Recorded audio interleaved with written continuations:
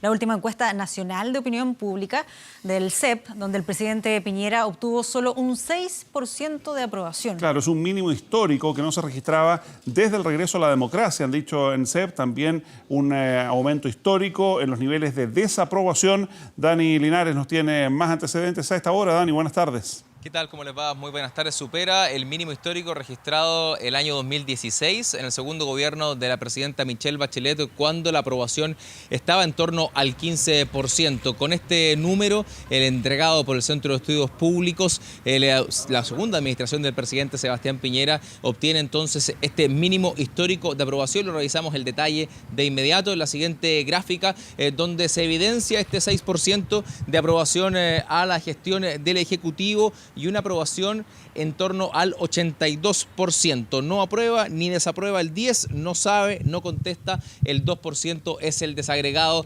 de este dato, es el más relevante en torno a la medición histórica que realiza el Centro de Estudios Públicos sobre la evaluación de los gobiernos. Sabemos también que esta es de las encuestas más respetadas a nivel nacional y que este dato del 6% de aprobación sitúa al gobierno de Sebastián Piñera como el mínimo de aprobación desde los últimos 30 años que se aplica esta encuesta a través del Centro de Estudios Públicos. ¿Qué pasa con la evaluación de otras figuras políticas? Ninguno de ellos aumenta en su aprobación. Ese dato también es histórico y relevante, ya que no se había dado en ninguna de las mediciones anteriores del Centro de Estudios Públicos. Todos los personajes políticos del partido que sea, todos van a la baja. Ninguno presenta algún nivel de aprobación superior en comparativa a la encuesta anterior. Lidera esta encuesta, eso sí, que en torno a la evaluación positiva de la ciudadanía, el alcalde de Las Condes, Joaquín Lavín, con un 37% de apoyo. Lo sigue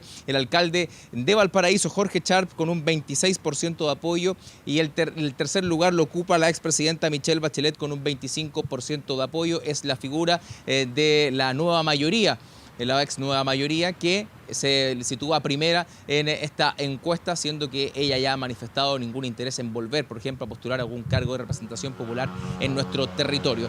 ¿Qué pasa con los últimos 3 puestos de esta evaluación de personajes políticos por parte de la ciudadanía? Todos son figuras de la centro-derecha y del Ejecutivo. Está la ministra de Educación, Marcela Cubillos, con un 8%, luego lo sigue el presidente Sebastián Piñera con un 7% y cierra la lista la presidenta de la Unión Demócrata Independiente, Jacqueline Van Rysselberghe, con un 6%. Revisemos el detalle, el desagregado de esta respuesta en torno a la aprobación del Ejecutivo en voces del Centro de Estudios Públicos. Un 6% aprueba la gestión del presidente Piñera y un 82% la desaprueba. Sobra decir que esta es la peor evaluación que ha tenido un presidente desde el retorno a la democracia y desde que la medimos en los 30 años de encuesta del programa de opinión pública del CEP.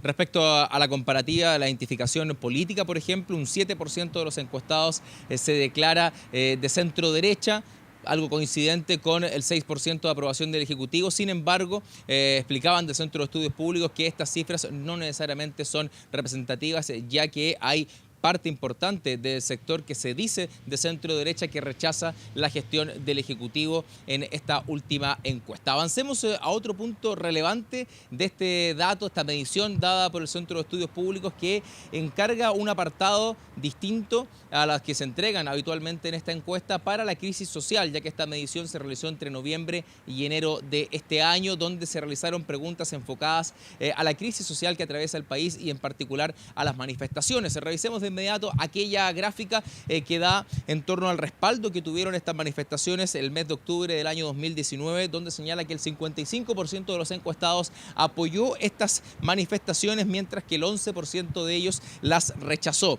Hay respuestas también de quienes cambiaron su opinión con el correr de los días. Por ejemplo, inicialmente las apoyó, pero después las rechazó un 10%.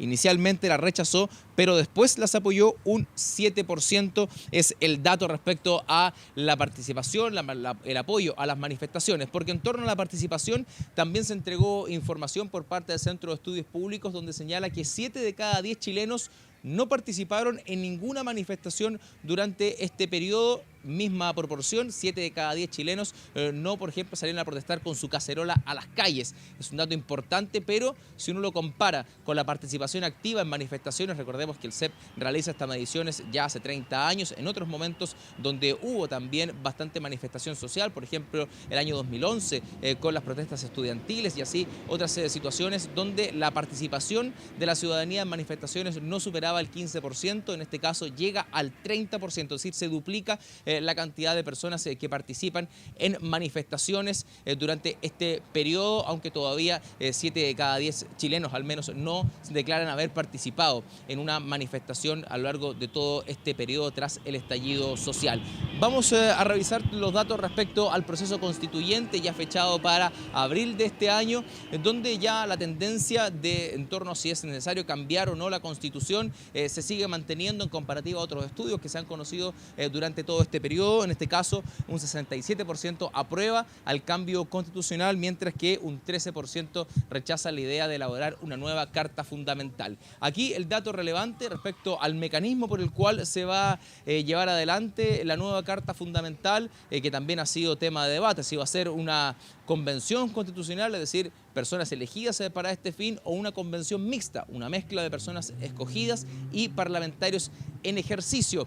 Aquí las opiniones están bastante divididas porque la Comisión Constituyente obtiene un 44% de las preferencias, mientras que la Comisión Mixta obtiene un 37% de las preferencias, algo que no se había retratado en otras encuestas durante este periodo, donde más bien la Convención Constituyente sumaba mayores preferencias en otras mediciones que se han hecho durante este proceso. Vamos a revisar precisamente declaraciones del Centro de Estudios Públicos sobre este punto, sobre el cambio a la Carta Fundamental.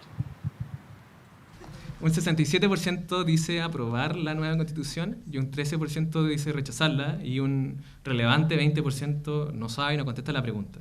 Para redactar una nueva Constitución, ¿usted preferiría que la hiciera solo un grupo de personas elegidas especialmente para esto o un grupo que combinara parlamentarios y personas elegidas especialmente para esto? Y aquí también la visión es algo matizada. Un 44% dice que debería ser un grupo de personas elegidas especialmente para esto y un 37% un grupo que combina parlamentarios y personas elegidas. Esta sería la equivalente a la convención constituyente mixta. Aquí hay una distorsión en torno a los temas que son prioritarios para la ciudadanía. En una de las consultas de esta encuesta se llevan las mayores preferencias, la reforma a las pensiones, a la salud y a la educación. Y el cambio constitucional aparece en los puestos más abajo, en torno a las prioridades que existen para la ciudadanía de cambios urgentes que se deben realizar a nivel país. Sin embargo, las respuestas en torno al cambio constitucional son bastante altas en la necesidad de tener una nueva Carta Fundamental, que si bien no está dentro de las primeras prioridades, sí hay un interés por reformar la Constitución y así lo expresa esta encuesta entregada por el Centro de Estudios Públicos, donde entrega datos históricos que no se habían dado a conocer en mediciones anteriores, como es este caso de la aprobación del presidente de la República, que ronda el 6%, alcanzando el mínimo histórico desde que se aplica esta encuesta en nuestro territorio. Hay otros datos, como por ejemplo la desconfianza en instituciones, las cuales caen fuertemente en torno